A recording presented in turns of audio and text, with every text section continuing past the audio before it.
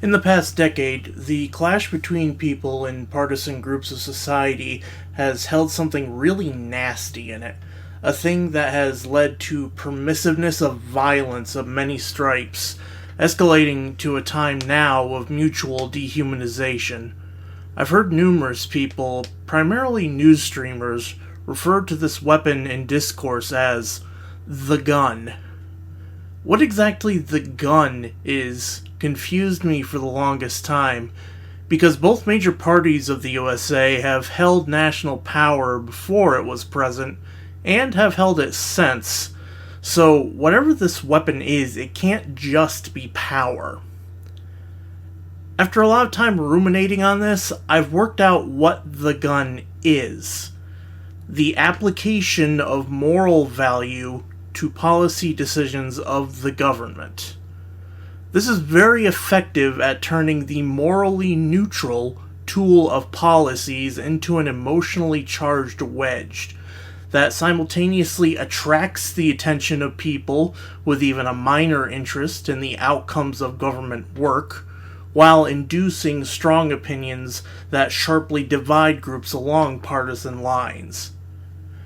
Due to the sheer level of interaction we are able to have with politicians right now, partisan echo chambers are continually built with information from within the halls of government. These echo chambers, which propagate readily online, create a feedback loop between people on either side of politics. Outrage catches attention, which establishes a new, lower moral estimation of the other side.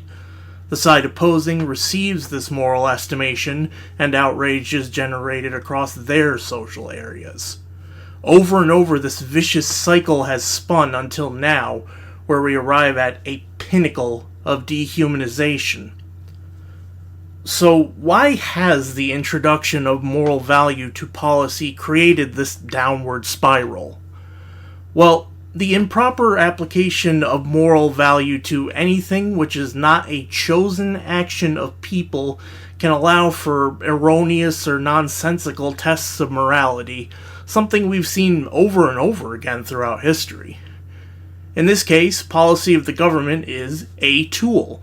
In particular, it is a tool to make tools which people use. There are many actions done with these tools from policy which can be judged in a moral sense, but the existence of the tools themselves and opinions on which tools should and should not exist are not morally valued in nature. It must be understood that no matter what foreseeable consequence there is from enacting the policy of a person we disagree with, that person has the right to hold that opinion and is not evil for having it. I hope the process of peeling apart moral arguments from policy can begin soon, before we see a majority of people in all partisan groups accept dehumanization of their opponents. If anyone watching this feels dehumanizing people from a different political viewpoint is acceptable, I can't stop you or anyone else from sharing that opinion. I ask that you consider this question, though.